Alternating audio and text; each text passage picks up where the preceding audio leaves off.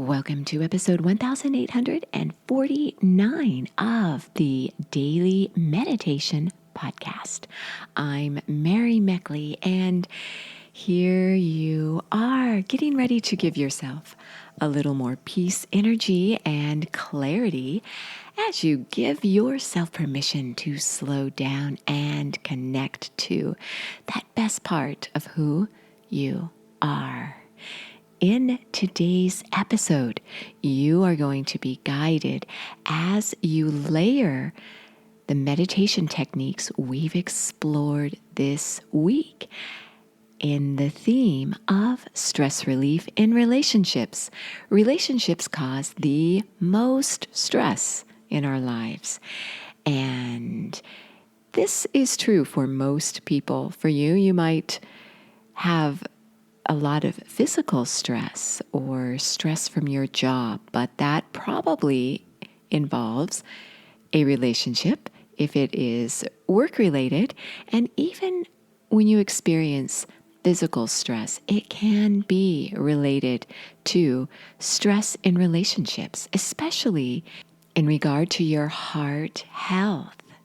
So if you want to improve your heart health, improve your relationships. At the beginning of this series, I recommended that you focus on one relationship this whole week. This could be a relationship you are currently in, whether it's romantic, with a friend, a neighbor, a work colleague, a sibling, a child. A relationship that causes you stress. It could even be a relationship with someone in your past. They may not even be living any longer, but that relationship could still cause you stress when you think about it. And you may even have stress triggers that remind you of stress you experienced in the past in a particular relationship. So this is the week to lay that stress to rest, or at least to be able to manage it much better and to become aware of it so that you can do something with that stress. In the episode today, as you layer together the different meditation techniques, I thought that I would share with you how I do this in my own life. So I thought I'd give you a snapshot of a real life situation where I layer together the different techniques from this week to manage a stressful relationship. Now, this wasn't in regard to a relationship I've had ongoing. It was in regard to someone new that I've met. So I thought I'd give you a fresh peek into my life today. So this person is someone that I've met who is struggling a bit. She just moved to the Tampa area where I live. She is a single parent who has a daughter with special needs. And her daughter is getting ready to turn 30 years old this coming September. And the special needs of her daughter have her emotional and mental state at about that of a 5-year-old. And so she said that her daughter would love a Disney cruise for her 30th birthday. So she's been trying to schedule a Disney cruise and get the best price. She doesn't have a computer and she doesn't have internet access on her phone. She can make phone calls and receive text messages, but that's it. So she's not able to sit down at a computer and look at cruise prices. So I gave her the name of a few travel agents, and when she called them, the prices were exorbitant. So she called me up and wanted to know if I could help her. At that moment, she was sounding desperate because the prices were going to go up and she needed somebody to help her right then and there. But I was getting ready to sit down and have dinner with my family, and I am deep into a couple projects that I really need to finish today. And so I had a few more hours left to finish up my projects. but I could tell she really needed some help.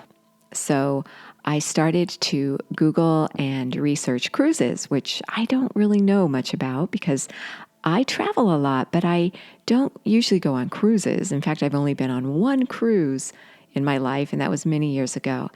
And so I was just researching cruises and feeling really stressed and tense because my family was waiting for me to eat, and I had all this work to do.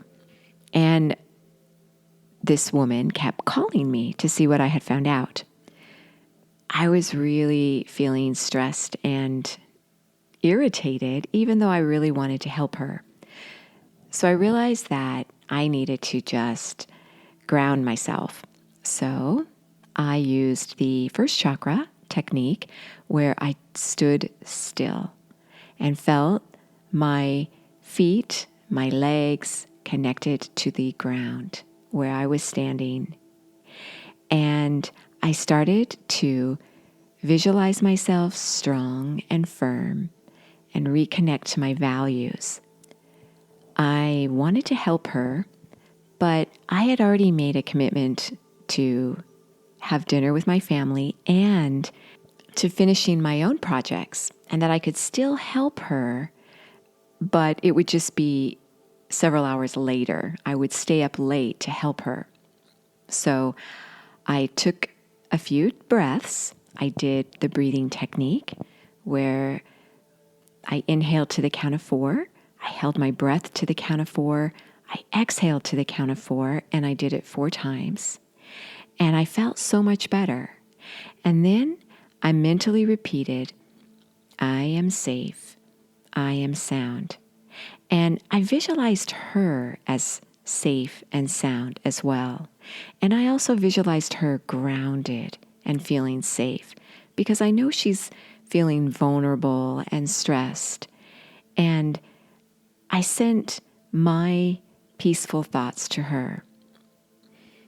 And I also visualized this safe boundary around my precious time with my family.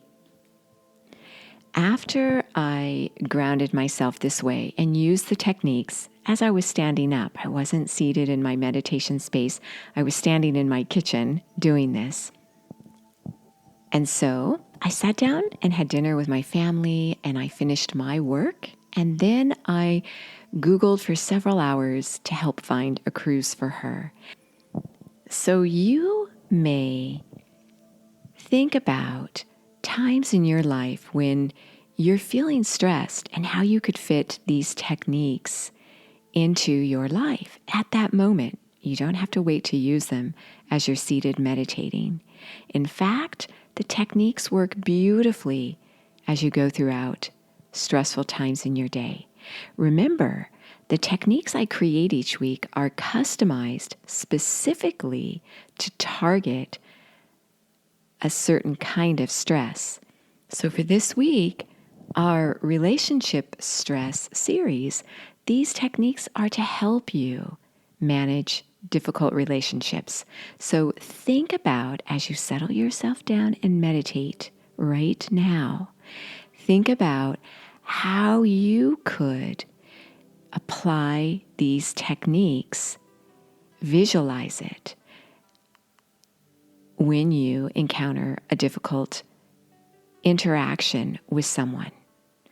Visualize how you might apply these techniques, repeating an affirmation, doing a breathing technique, focusing on a chakra. And one thing I left out that I also did that worked so well was the mudra, the Surya mudra, where you simply tap your thumb tip to the fingertip of your ring finger. Your other fingers are extended outward. So these techniques work. I do them all day long, and I hope you find that they work for you as well. So sit down now, practice these techniques, and if you'd like to be guided in full half-hour meditations, and you'd like a journal and a guide with all the techniques for each week's series customized for you, for 2 weeks free, you can try the trial access to the Sip and Om meditation app. Again, it's the Sip and Om meditation app for 2 weeks free if you want to go a little more deeply into a particular series. Know that you are so worth slowing down for.